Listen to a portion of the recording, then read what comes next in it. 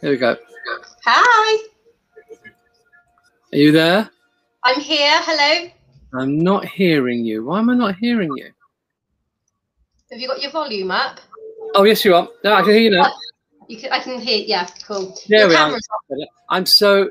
My camera's off. Yeah, your camera's off. It's on now. Ah, there we go. Hello. Hi there. Sorry, Laura. Completely got engrossed. We're just doing runs for Ursula. We're having a sort of a demo of Ursula's makeup before we film with her next week. So you're absolutely fine. Thank you for squeezing me in. You can go on a bit longer than 3, so it's fine. So don't worry. I mean, it's fine. Thank you. Thank you very much. How are you anyway? Apart from being quite busy, but fine. Yeah. Yeah. How exciting though. Imagine that being what's making your day go hectic. I know exactly. We were supposed to be kind of a quiet day, but then the director decided that everyone should be in full hair and makeup for the rehearsal because we're not filming today on Monday. But so, you know. But are you on set now, are you? Yeah, I'm in my makeup trailer. Yeah. And so I've just suddenly thought, hang on a sec, Megan, can you switch the thing off behind me? Sorry, I'm not allowed to show you anything of what we're doing. That's my monitor for what they're shooting at the moment. Oh, thank you. Yes, no, I'd get fired. Oh, that's a shame. No problem at all. It's nice to see you, and thank you for joining us today. No, fine. So obviously you just talked about The Little Mermaid. Yes. That's so exciting. It's literally one of my favourite films when I was a child growing up, The Little Mermaid. And I love Melissa McCarthy. I know, she's fantastic. I mean, I think, you know, I know so many people and, you know, Disney and everyone have got a very sort of, it's important that we get this right. Because, you know, it's everyone's favourite cartoon. So I have to say, I think it's amazing. I know I'm slightly prejudiced, but I think it's absolutely amazing. Yeah, I'm excited. What we're doing.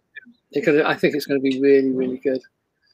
That's amazing. You've still been able to film as well and do the hair and makeup at the moment, isn't it? Yeah. Well, I mean, just for this, I've taken my mask off, but normally we're just waiting.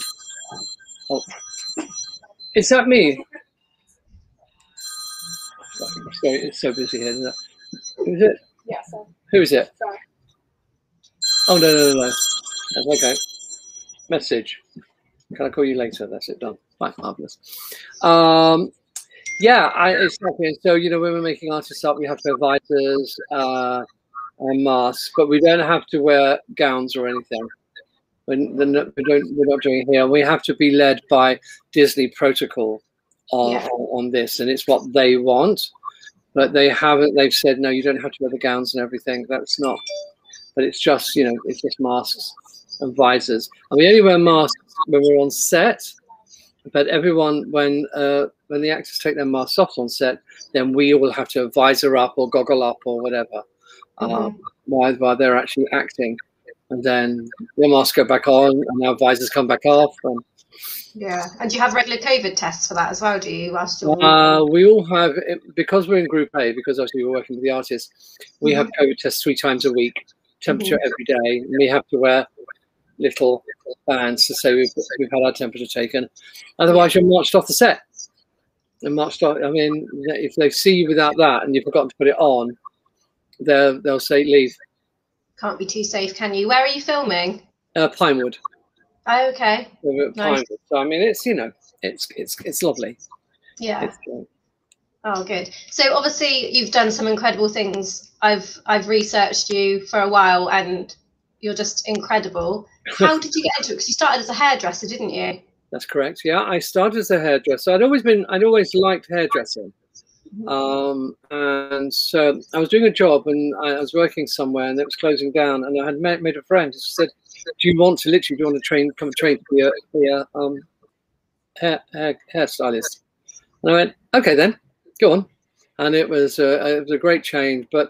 And it's also there where I started doing makeup as well, for modeling shoots and stuff like that.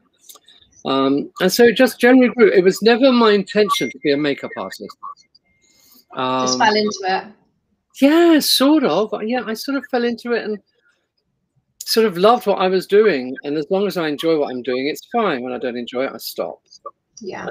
And I think that's about, when kids come, when people are coming into this industry and people are training to be in this industry, it's, you've got to love it. You've got to love it, because the hours are horrendous and everything else I could talk about. So it's, you've got to really, really love it, and love it, not love the idea of it. Everyone, a lot of people say, oh, the idea of being a makeup artist, oh, we're famous people, blah, blah, blah, which is fine.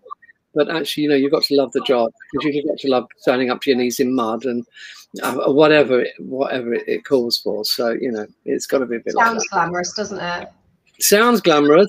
Not really. If you get a chance to go, if I go to a premiere or whatever, that's the glamorous bit. That's the only glamorous bit. It's dressing up and going down a red carpet. But apart from that, no. Speaking of dressing up and going on the red carpet, you obviously won your award. Yep. Which was incredible. And where do you keep your award? I've got a cinema at home, so it's in with the cinema with all my other awards and my nominations and all that sort of nonsense. You've been nominated a lot, haven't you? I think it's 49 times now. Wow. Or is it 42? And you won 42. Sorry. 42. One for the Lord of the Rings, didn't you? Yeah, I've done that. Got a BAFTA, and I've got 17 or 18 other awards as well. I'm Saturn Awards and God knows what else. Yeah. But the thing is, I'm going to say now, you don't come into this industry wanting to win awards. I mean, when I got nominated for my first BAFTA, which was Velvet Goldmine, I was absolutely gobsmacked. I'd never even thought. You just enjoy the work and you love what you do, and you never actually think about that. And when I found out that I'd been nominated for an Oscar, I sort of, I know it sounds a bit pretentious, I don't mean it to, but I sort of stood there with my mouth open and went, really? Really? Because I'd just done another job. It was a fantastic job and it was really enjoyable, but it was just another makeup job. It was really good fun. And then all this started, this whole, and it's a big sort of rumbling along thing, because you start doing interviews and you have to start doing all this other stuff that's sort of nothing to do with filming. And, but I feel I'm very good. I feel very easy doing it, so it's not a problem for me. I know some people can't bear it, and I understand that way, because you're quite open. You're standing in front of the camera and someone's shouting questions at you. Yeah. But for me, not a problem at all. So that's good then. And you've obviously got another side, haven't you? Because you've got BAM Academy. You're a director of BAM. That's right, artistic director of BAM. Yeah. How did you get into that? Well, funny enough, it was my wife. She saw something on local television about these people all being made up for Halloween. And they said it's a new school that just started in Bath. And so my wife said, you should be involved in that. And I went, oh, sure. They said, no, you should be involved. So I phoned her up. And I said, look, I'd be quite interested in being involved in some way, because I'm interested in turning out students that are actually good at what they do. I was at the time a little bit fed up with the standard of students coming in, and it wasn't very good. It wasn't, they didn't really know how to work on a film set or anything else. And I said, I'd love to be involved in some way. I didn't know what that meant. And then she came back to me. She said, oh my God, would you just come in and meet me now? Which is what I did. And then that's when we decided to do the film course at the makeup school, which was brilliant. And the rest is sort of history, really. When we formed this course, we've extended it a bit now, so it's a bit longer. We've dropped some of the things that they really weren't relevant, at the time. Body painting and that, it's great fun to do, but it's not really. I think I've done it once in nearly 40 years of working in this industry. So, yeah. So, and if you were doing lots of body painting, I'd get loads of people in who specialize in body painting. So if you want to do that, that's fine. It's like you choose where you feel comfortable and where you feel you're good at, which I think is really good. But I said, if you're gonna go off and do another course, if you want to really concentrate on that. So I mean, really, it's in a way, when you do my course at the school, it's like doing a foundation course, and you're learning everything. You're learning a lot. I mean, we take people through how to do their accounts, how to pay their tax, what to do with their money if they make any. If we do that, we get actors in, real proper actors who get made up by them. So I don't know what you're doing. That doesn't feel right. So it's all sort of very sort of proactive stuff, not just sort of all let's put some eyeshadow on. Yeah. It's not about that. It's about working actually in the industry. I lecture there. Sometimes if I'm not working, I teach. I do teach courses like period hair or whatever. And then sometimes I'll just go in for a day because I'm busy. Like on this, I'm going to do it on a Saturday. And I talk about actually working in the industry and what I as a designer would expect. I talk about other designers and what they expect and how to just sort of conduct yourself and everything, so as to make the students, when they get onto a film set, feel comfortable. They're supposed to go, oh my God, what is this? I don't know anything. Oh, yeah. Which is that I used to have. Someone would come on and I go, you can go see one of the ADs and tell them that we're going to be another 10 minutes. And they'd look at me blankly and go, what's an AD? And so it's all that terminology and everything, understanding that terminology. And all aspects. I mean, because we've got on this film, we've got quite a few black actresses and everything. So it's being able to work with black hair, and how to do all the different things that we have to do. So then when we've done my course, you can say, actually, I really want to do prosthetics. Well, that's another more intensive course, either at our school or somewhere else. And they say, actually, I really want to do bridal, which is fine. But they can get to decide. But then all the students will come and work with me on a film. They'll come up and do work experience. And as on this, so far, I think I've got 4 or 5 people from the school now. Some who are trainees, some who are now juniors, and some are just going to go up to be actual makeup artists. What a great opportunity. Yes, absolutely. I mean, it's really good, and sort of I've taught most of them at some point or met them, so I do know who they are, which is really great. So yeah, it's just giving people opportunity. I mean, it's getting the opportunity to get your foot in the door. I mean, that's when I say you come up for work experience. That's what you're doing. You're there now to start your career. You're there to meet people and get on with people, and make friends, and then they go, you make friends with people and they go, oh, there's a film coming up. They're looking for people. Put your name forward. It's like that. It's getting on well with the person who's running the extras tent and stuff and being And is that how you've got your different things? Is it kind of word of mouth? And for me, I went into film straight as a designer. Right. Because I'd been doing a lot of theatre and opera design first. So, and I got to do a film and I was asked to go in as a designer, and I designed the whole time. That's what I'd done. But I was designing in theatre and opera first. So I was popped up to a designer. I had been designing. And I get most of my films by word of mouth and stuff now. So, but I do have an agent. Sometimes I don't get offered stuff and I say, quick, find me a movie. So that's fine. And you did the new Witches, didn't you? Did indeed, yeah. How was that? That was hard work. Yeah, I can imagine. Hard work. It was. We had to do 60 board witches altogether. That's a lot of bald caps. We started at 3:30 in the morning to have them on set by 9. Wow. We had 60 hair and makeup people in the tent. Can I just say some of their hair was really long. I tried to cast everyone with short hair, but it took sometimes it went to 2 hours just to get rid of their hair before we could start anything else.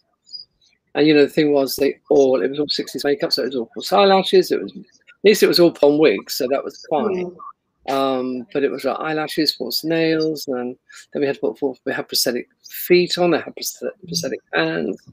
It was all quite crazy, and we did it in a very short time as well. We did it like in a television time. We did it in about 10, 12 weeks. Wow. I know, it's sort of insane. But I mean, it was good. It was sort of insane. Yeah. And Anne Hathaway, is that rigid collodion on her cheek? No, they were pro bondos. Oh, okay. And then is it CGI for her teeth? Yes. Or is that Yeah, CGI CGI. for teeth? Yeah. Amazing. They wanted to always have nice teeth, and obviously they decided later that they didn't Yeah.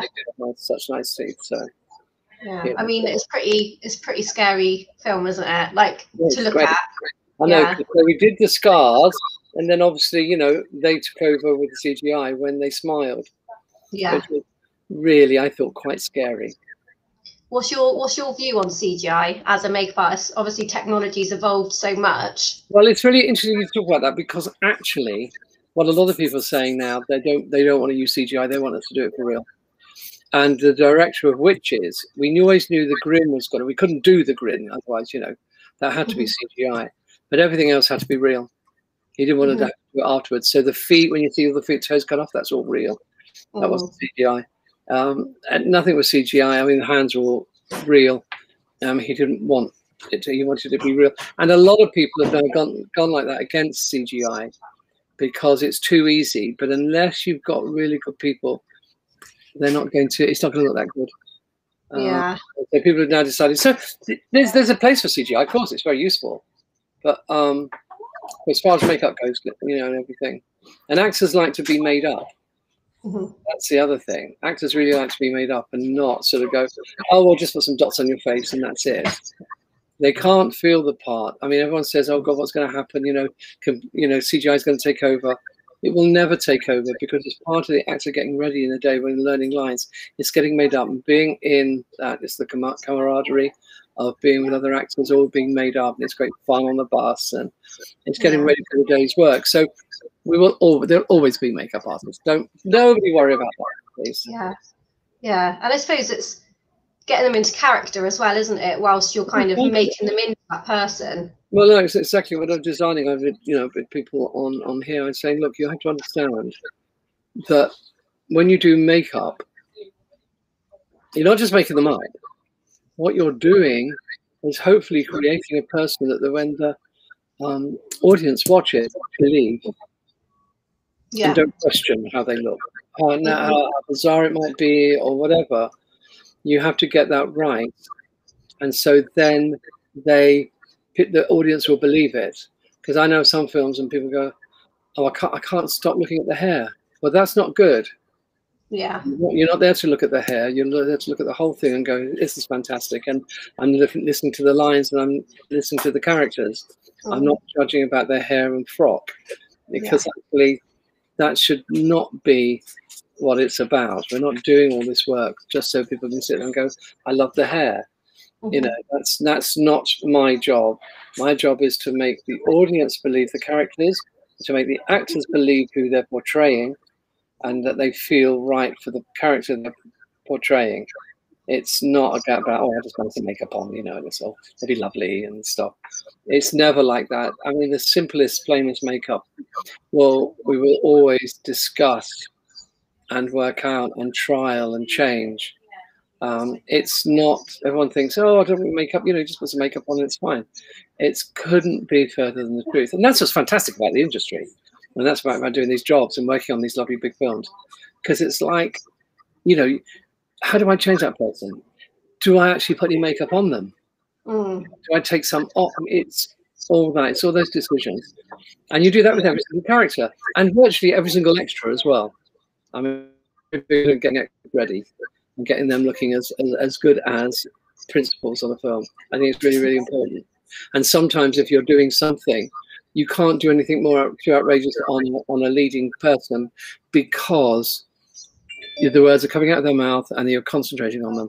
So you create the picture a lot behind them with the extras, and that's where you can do other stuff, which is great, because then you can go to town. You know, and when I did Star Wars 8, and there was a big casino scene.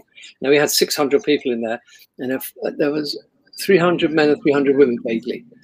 I designed every single one. It wasn't a case of, oh, this is a look. I designed every single one with the costume designer, with the particular frock, what the hair was going to be like, and and you didn't really see it. If you look at the making of it, you see far more of the work.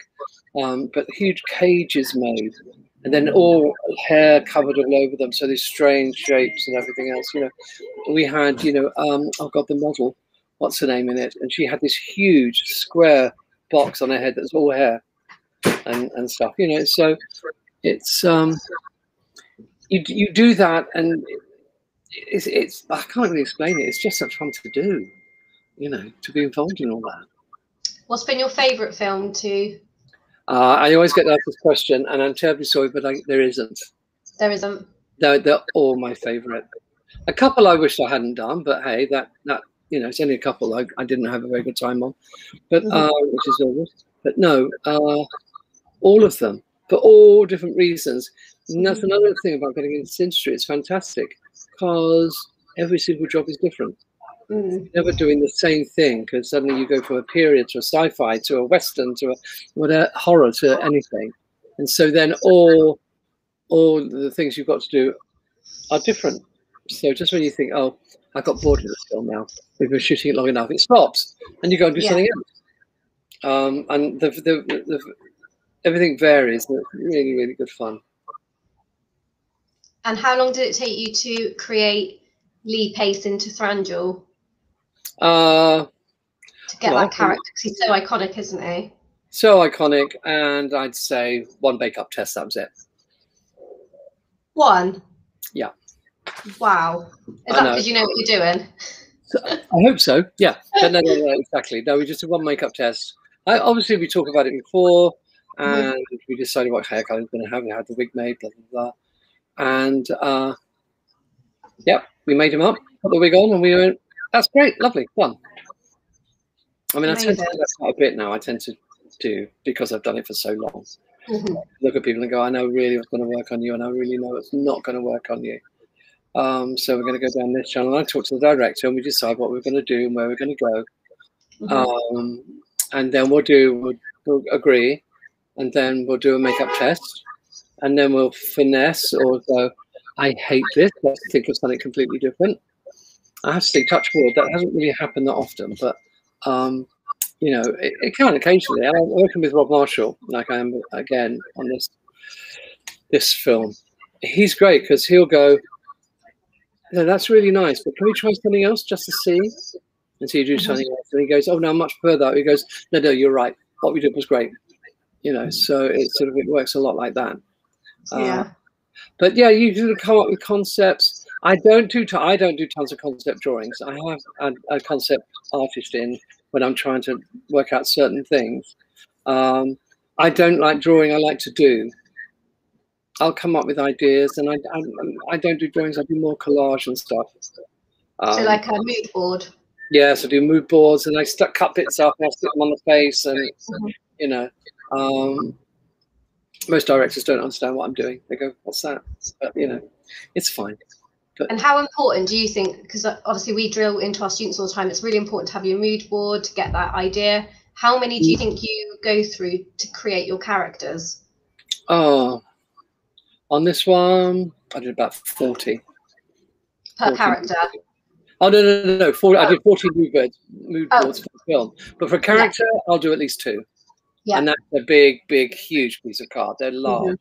And I talk to the director about my ideas and say, look, I think we should go here and we should go there. And I'd like that bit of that picture, and I'd like that bit there, and I like that bit there, and I love that color. And he says, okay, let's go with it. But yeah, like for the extras, though, I did 12 or 14 mood boards for extras in this film. Triton was one, but Melissa. He's sort of a funny Melissa. I based it on there's a little bit on a model, an American model who's quite old, in her 80s, who's absolutely fantastic. So there's a little bit of that going on. But then there's the influence. What I do is I make the wig, and then I dress it, so.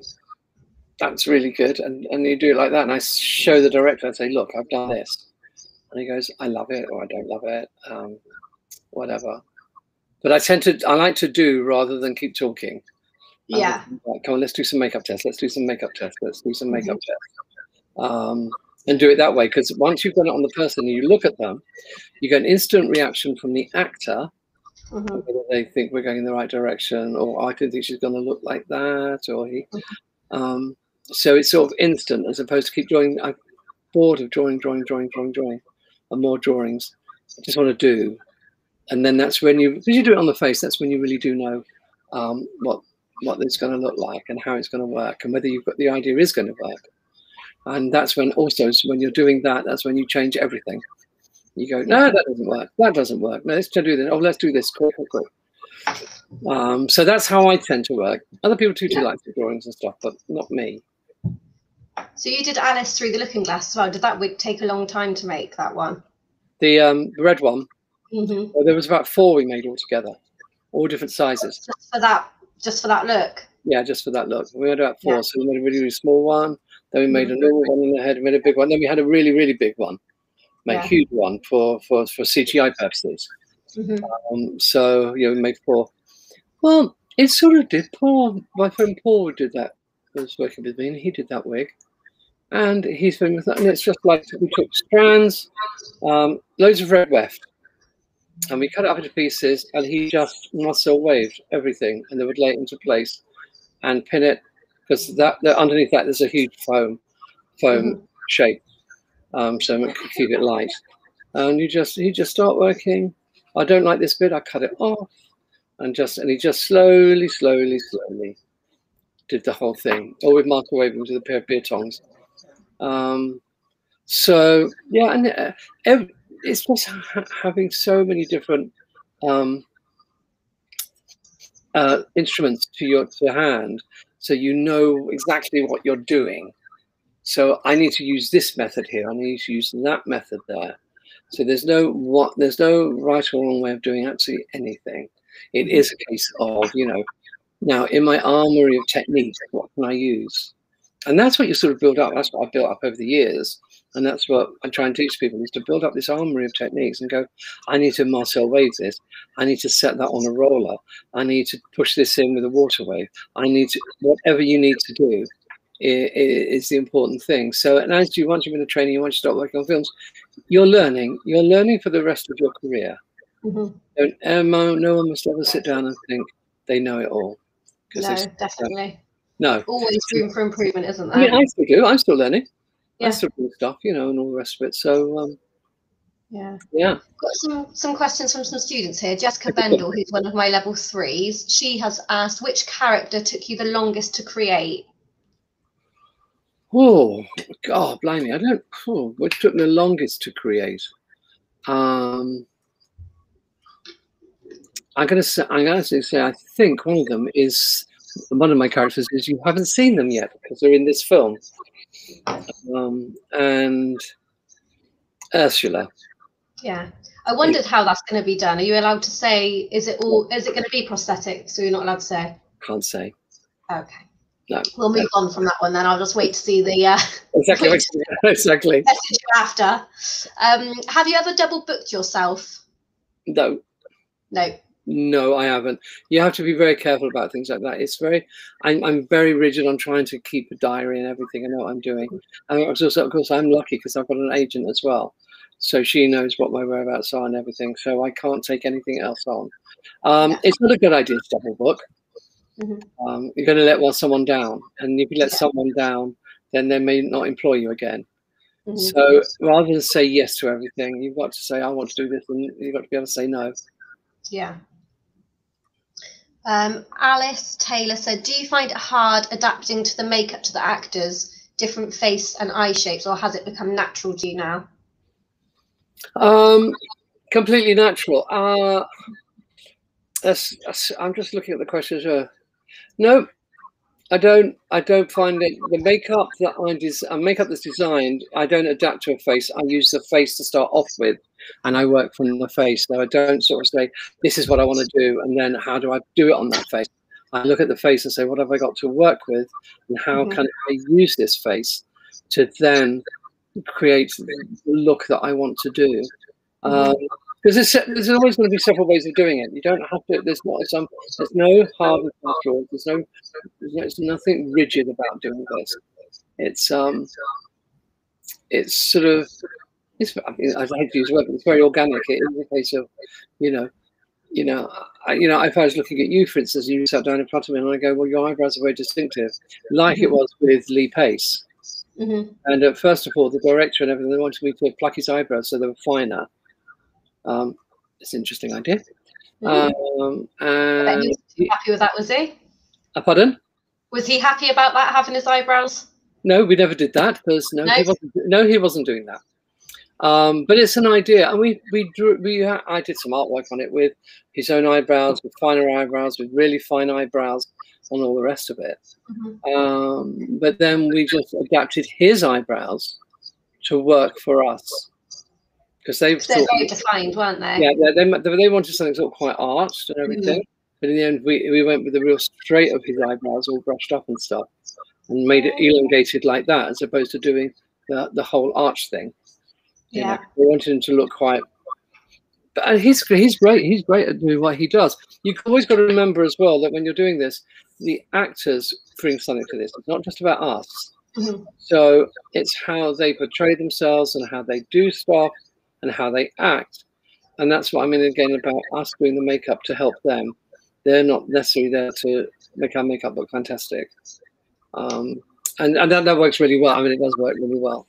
But no, as far as actors go, you work with what you've got, unless it's something incredibly specific, and then you would go to prosthetics and other stuff. But otherwise, no, make it work. Yeah. There's another question from Gabby Marshall, who's again my level 3. How do you maintain continuity between different scenes? I think that's different scenes. It's a lot of work.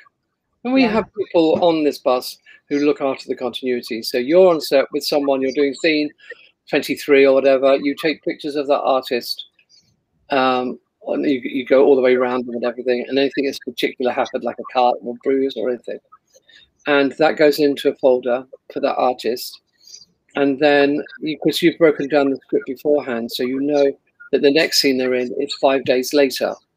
So you know that by then the burgundy sort of colour bruise that you did will now be green and yellow in the next scene, scene whatever scene 47 that they're in next when you see them. So all that has to be worked out beforehand, because I might shoot the faded bruise before I do the real bruise, the big bruise. So you go through a script, you break it completely down for every single character and what happens to them, and then I decide what they want to look like in each scene. That's all of them. And then I discuss with the director what I'm thinking about for each character. He'll then discuss with me what he thinks about the character. And then we have huge files, massive files.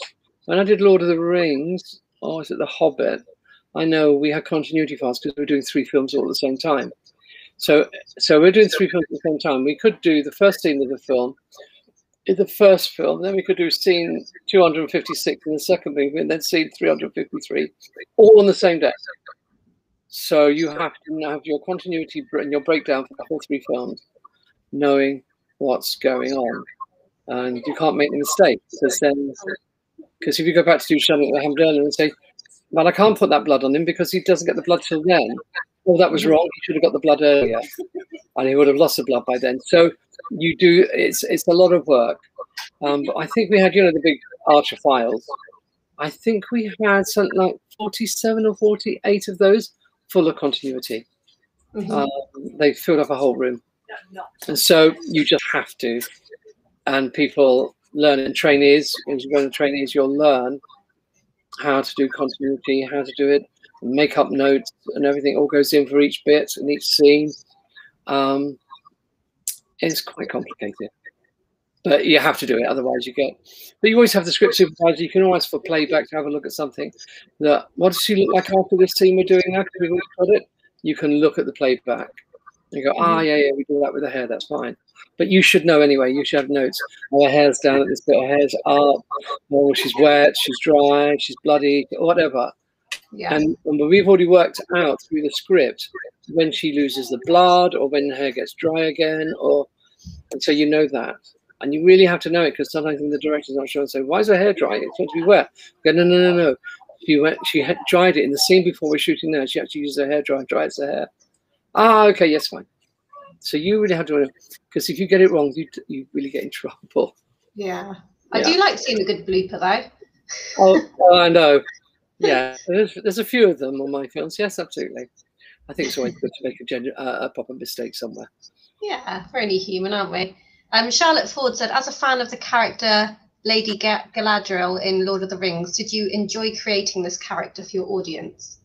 Yeah, it was fantastic. Yeah, fantastic. And I mixed up. I called it Glady powder.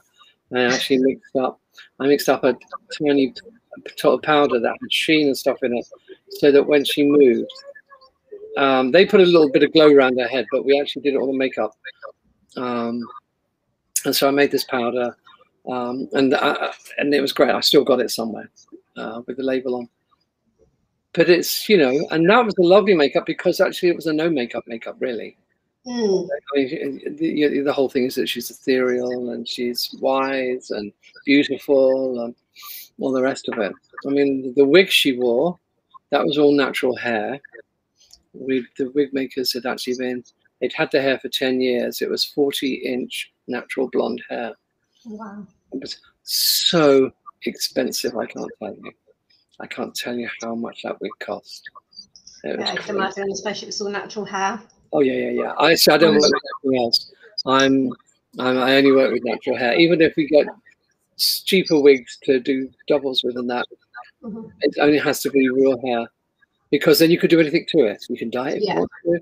You could curl it. You can straighten it. You can do whatever. If you get a synthetic wig, then you're stuck with what you bought, and that's it.